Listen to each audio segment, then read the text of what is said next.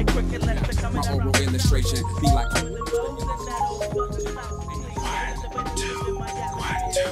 Yeah. You always want to be successful, and especially when you're putting your heart and your soul into doing something that you believe in. It's a blessing, man. It's a big old blessing.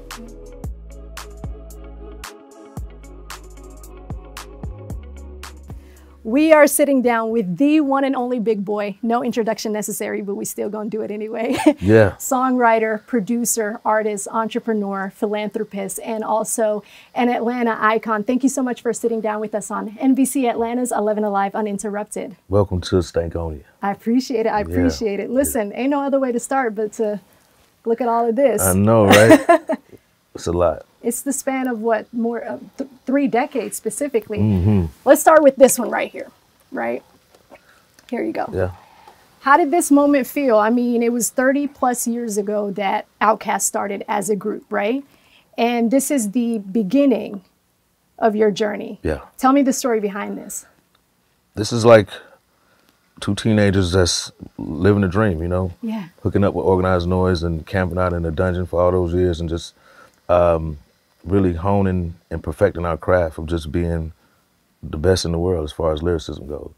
And yeah, that's what this is, right? Yeah, and Players Ball was initially supposed to be a Christmas song. Yeah, it is a Christmas song. It's a Christmas song, Yeah, right? it's a Christmas song. Tell me the story behind that. Your Well- first big break and how it happened. Well, LaFace was working on a Christmas album, and Organized Noise was doing some work on it. And then it was like, LA want to give y'all a shot of, you know, releasing a song. It was like our first song on the Christmas album. Like, man, they're trying to sabotage our career before we even get started. So we just took the whole opportunity as like, okay, we don't really celebrate Christmas like that, you know what I mean? Because we're in the dungeon, so we're just gonna talk about what we do every day in the dungeon. Yeah. And that's how the story of Players Ball came about. And when you hear it, you don't even put 2 and 2 together of how y'all were creatively working within those boundaries, but created your own art out of that as well. We was just being truthful, you know what I'm saying? And we talked about how we kicked it. We was at the dungeon on Christmas, like, you know what I mean? So, yeah. Tell me about how OutKast was able to set the tone, the standard, and the pace for Atlanta at a time when all of that was needed. I think it was just all fate, you know, all from the Most High. It's like, you know, for Rico Wade's mom, Miss Beatrice Wade, to open up her home to all these young cats that's, you know, that's had dreams and aspiration of being musicians, you know, and letting us camp out in her house and work nonstop. It's how it was supposed to be. So first got to give thanks to her, because without her, there would be none of that, you know what I mean? And Rico, Ray, and Pat for believing in all of us, OutKast, Goody Mob, Big Rube, Backbone, Cool Breeze, Witch Doctor, like the whole crew. And we just were some dreamers that was working toward one goal, for sure. At that point, when was that first moment that y'all said, okay, we all in on this dream together, ain't no other way? When they first came to the dungeon, when they first brought us to the dungeon, like, me and Dre was like, you know, the music was playing and you had Goody Mob and everybody sitting around smoking and eating wings and shit. And we was just like, you know, we want to stay here. Yeah, for sure. And to go from Headland and DeLoe to global, worldwide, Grammys, all the accolades, what did those moments feel like as the group, the Dungeon fam, reached so many different milestones over the years? Because as a fan, it was great to see it every step of the way, but how did that feel for you? It's awesome, man. You know, you always want to be successful, and especially when you're putting your heart and your soul into doing something that you believe in, and, you know, just really sharing your gift with the world and for it to be accepted and embraced as it was and as it is today. It's a blessing, man. It's a big old blessing. Yeah. There's something about your songwriting that always tells a story in a way that it really resonates with people and the human experiences that they're going through. And for me personally, as a fan, like, I can look at every single album and let you know what it felt like the first time I heard Liberation, or what it felt like the first time I heard In Due Time, or what it felt like when I heard Tremendous Damage, right? Tell me about that, you know, your pen game and how you really pull from a relatability standpoint to connect with the audience and what they're going through. I mean, music is all about emotion, you know, so the way to project that is draw from your own experiences, your own feelings, and when you're truth telling, it comes across, you know what I mean, and it's relatable. So the honesty in the music is what I think that draws people to it as well. I mean, because we're candid about what we do. Right. Yeah. Is that the secret to your longevity? Is that you're able to relate to the audience as the audience, you know, grows and evolves as well, like you're also evolving? Yeah, it's like the music to me is like a diary, Okay. or like a time capsule. So it's going to capture the essence of your life from the last time the listener heard you. You know what I mean? Yeah. So you have to live life and go through things to have stuff to write about. It's not just cookie cutter, just boom, boom, boom. It's like you want them to take something away from it. You know what I mean? Yeah. That's why we don't just put out records every year. You got to live a little bit of life first. You know? Yeah. Wisdom kind of dictates what you end up writing about, right? Of course. Tell me about, you know, Atlanta being the centerpiece of your success, a city that you really put on a national, international scale as well. Tell me about Atlanta's evolution since the start of your career and making sure that the rest of the industry put some respect in Atlanta's name.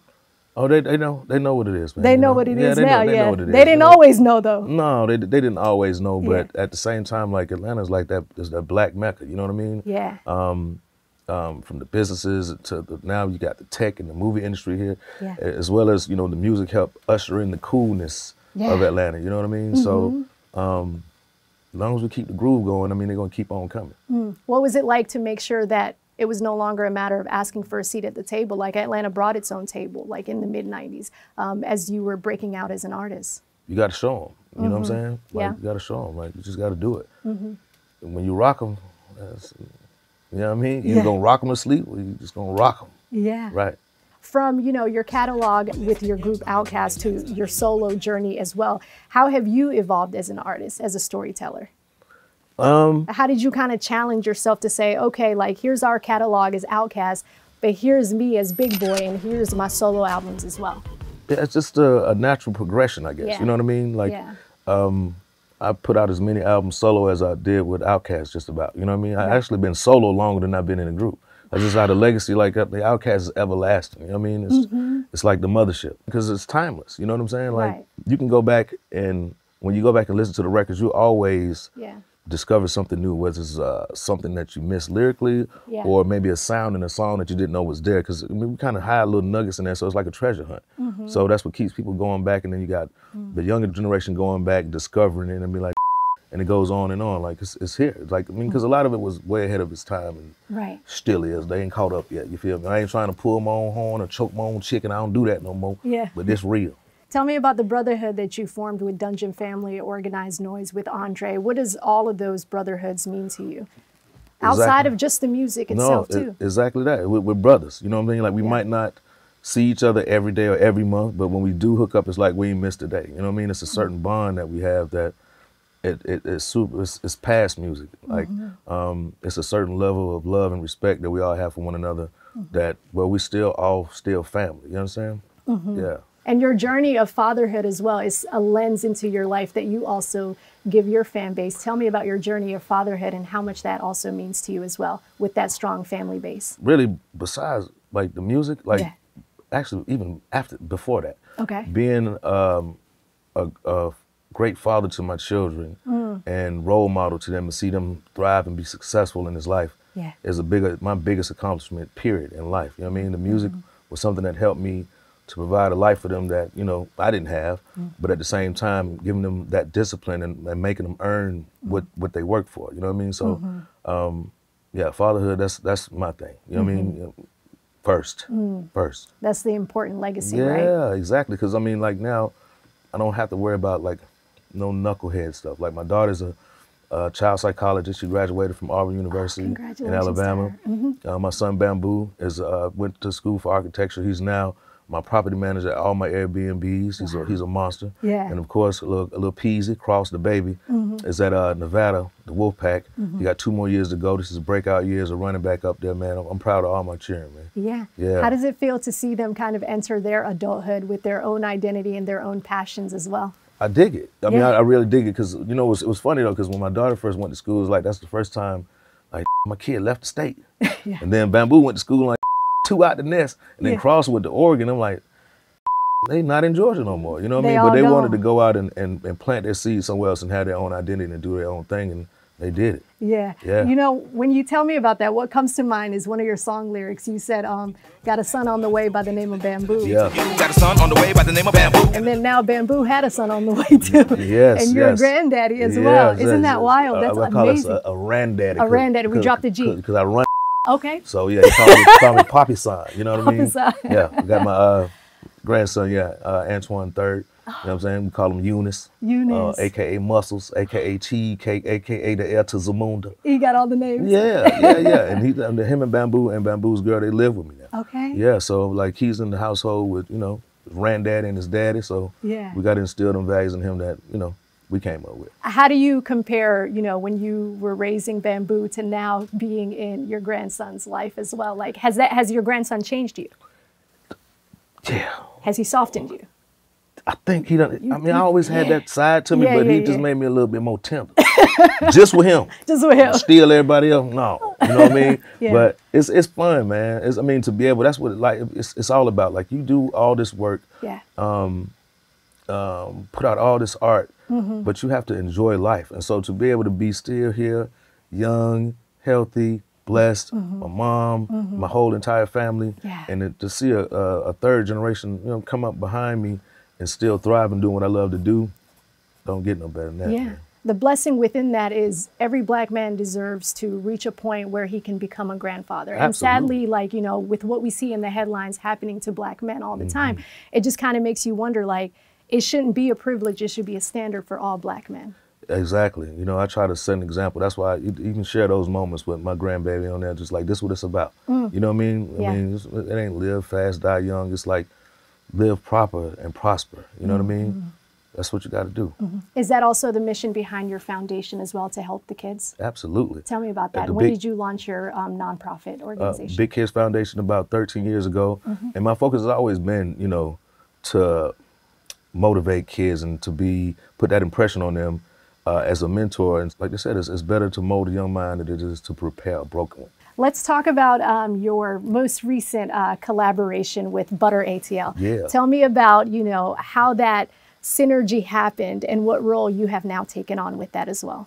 It's just like with Butter ATL, the expression that they had for the city was just impeccable to me. Like Yeah. the historical accuracy, Yeah. the style of just really telling the story of our city from us. Right. I adored that, you know what I mean? And followed them for a long time, and I wanted to be able to help amplify that Yeah. with my network and what I got going on. You know what I'm saying? Because the way they tell our story, I love it. So, we partnered up. We had to link up, man. Yeah. Yeah. An official partner alongside Killer Mike too as well, right? Yeah, absolutely. Nice. Tell me about the power in making sure, we do tell our own stories. Because what Butter ATL does do, I think, is it really highlights a true version of Atlanta that we oftentimes don't see. Yeah. Tell me about that storytelling narrative from your artistry and the music side and now playing a role in this side as well. Yeah, you have to have people like Brandon, that's been here and that saw it all happen and that has that historical accuracy. You know what I mean? To where people can... That part. Wait, can you say that again? Historical what? That historical accuracy. Yes. So if you from Atlanta and he put up something, you be like, boy, where I remember that. You know what I mean? Yeah. So at the same time, we can kind of push everything forward and then kind of, new ideas and new things that we can bring to kind of keep this thing growing. Yeah, man. It's got to stay fresh. It can't be lamed out. It's got to be us telling our own story. And it's kind of like at the emergence of the catchphrase New Atlanta and then, paying homage to Old Atlanta. Tell me about how the city has changed so much. Who said that? I don't like that. New Atlanta, Old Atlanta. The people saying That's- that you know what it is? nowadays. It's only the true Atlanta. The You know true what I'm saying? Atlanta. Either you Atlanta or you ain't. Yeah. You know what Well, I'm so saying? many transplants here that they just Well, said it's yeah, new. Yeah, well, there ain't nothing new under the sun, man. Either you been there or you ain't been there, like New Face. You know what I mean? So I usually have a lot of arguments with people about music. And I'll oftentimes tell them, if we're going to talk about the Mount Rushmore of hip hop, put some respect on Big Boy's name and his know, man. contributions as well. Ain't no, man. I'm the rap boogeyman, man. You know what I'm saying? Why you say that? Because they think, because OutKast stopped, they're like, oh, it's safe to come outside now. No, it ain't. Yeah. I've been out here. You know what I'm saying? They know what's going on. They paying attention. They know what it is, man. But my phone don't stop ringing. The thing about it, I pick and That choose part. what I want to do. You know what I'm saying? Okay. Opinions is like whatever, man. Like numbers don't lie. And look at the stats. And I'm still here, just like since the 90s. Yeah. 2000, 2010, 2020, still going gold and platinum when we drop. To this day. Yeah. So as we look at all these different catalogs, as a fan as a longtime fan, I really want to bring up this album, right? Yeah. And the reason why is because Vicious Lies and Dangerous Rumors. When this album came out, I was in my car driving, and it got to the track Tremendous Damage, track number 13. I had to pull over and stop driving. And I had to just listen to it still, block out all the noise. And then I just put it on repeat, back to back to back to back. Because for so long, for a lot of us, like music is our outlet, right? To just like let out our emotions and things like that. But it was at that very moment that I felt a very human experience with the level of honesty that you had in the song. I suffered tremendous damage. So, that song was like really was like an ode to my dad. My dad had just passed away. That album right there was like super personal. Like I lost my dad and my grandma, and I kind of went into like a little cocoon for a minute, and I just went in the B room and I was just like, I need to do something. So it was like therapy. So that it was very emotional and it was very personal to me. Vicious Lies and Dangerous Rumors was actually going to be the title of my grandma's book. Wow. But she said she didn't want to destroy the family. Because she said if she had to tell it, then she got to tell it all. So that part. That was for her too. But yeah, man, that was for me. But like I said, like from me to you, you can feel that. Yeah. Yeah, man. What gave you the courage to be honest with your experience and get in the booth? Because that takes a lot of courage to be that vulnerable. I just wanted this. It was my truth. You know what I'm saying? It was like I had to get it out. It was therapy for me. You know what I'm saying? And it was like it wasn't so much as like, okay, let me get in here and just whoop, whoop, whoop, whoop. I just felt like I had to soothe it out. You know? That level of honesty, I feel like in a lot of the songs, there's like this like spiritual experience, right? Yeah. You know, even in due time when we say like, just keep your faith in me, don't act impatiently, you'll get where you need to be in due time. Absolutely. Tell me about that influential spiritual experience that the catalog also creates outside of the tunes and the hit singles. Like it feels like a spiritual experience. Yeah, I mean, because we are spiritual people, you know what I mean? And it's always been that God that has kept us on track and gave us this gift to do what we're doing. And we still give honor and glory to that man to this day, to the Father, for sure. The real Father, the only one, the King of Kings, Lord of Lords. The King of the Kingdom. Yeah. As you kind of reflect on your career, what kind of pushes you to continue experimenting with sounds and styles and so many things? Like the Big Sleepover had different sounds that I never heard before, right? I mean, because after doing all this, and I'm seeing we missing a Kwame and an AT-Aliens, and we got Stank on it, but after doing so much, how we make, well, I keep saying we, when I'm talking about us, how I make music still is like you push yourself to do something that you haven't done before. So I don't want to rhyme the same or sound the same. I don't want to hear the same sound, the same beat, the same keyboards or the same guitar licks. Like, so it takes time. It's like you digging in a gold mine for something that you haven't heard before. You know what I mean? So when you hit it, it's like, okay, I got it. And yeah, I got some new stuff too that's like, it's on the way? Oh boy, it's on the way. Yeah, I'd love to hear an African influence kind of song too with everything going on. We got Ray got that in his beat machine. He played some yesterday, for sure. Yesterday? Yes. Let's do it. Absolutely, yep. You know, from acting to, you know, business owner to entrepreneurship to so many different things, and now collaborating with Butter ATL too. What keeps you on your toes to always continue just putting your brand in as many different places as possible? I'm a creative, you know what I mean? And I love great thinkers. Like, I mean, folks with vision. So that's how it hooked me and Brandon up, you know? Like, I love creative people, man. Like, I mean, somebody that has another idea outside of what I got. Yeah, man, and I'm a great collaborator. Like, I started in the group, so, you know, I got a lot to offer. When you reflect on your career, what do you hope your legacy stands for in the test of time? In the same way of everyone you looked up to, seeing how theirs has lasted in the test of time, like what do you hope yours resonates with as well? That he cared about people, you know what I mean? Enough to share his life, his experiences, and try to, like you say, each one teach one. He cared about for people. Sure. Yeah, because I do. The care, the compassion sometimes in the heart is sometimes stuff that's lost in the process. But that's how you, I mean, when you do that and if it's honest, I mean, you're going to be blessed, man. Easy, that easy. Yeah, forever, ever, right? Yeah. Forever, ever. It's an honor to sit down with you. Was there anything I didn't ask that you'd like to share with us as well? You killed it, man. Yeah. Yeah, you killed it. You killed it. No, absolutely. To me personally, like moving from East Africa to East Atlanta, English is my second language. So when we came here, I didn't have a blueprint. Someone handed me, here's the Atlanta history. Right. All I had was y'all's albums and your music. So as I was really getting, you know, into the American dream and the melting pot, right, of emerging my African experience and my Atlanta experience, the blueprint was OutKast. See what I'm saying? That's what I'm talking about. And that's all I really needed. And that would means that's why we do what we do still. That's what I'm talking about. That's dope, man. I love to hear that. I mean, it's a global brand. I can count so many times and so many testimonies. That's why I just keep making music, because you never know. You gotta catch somebody.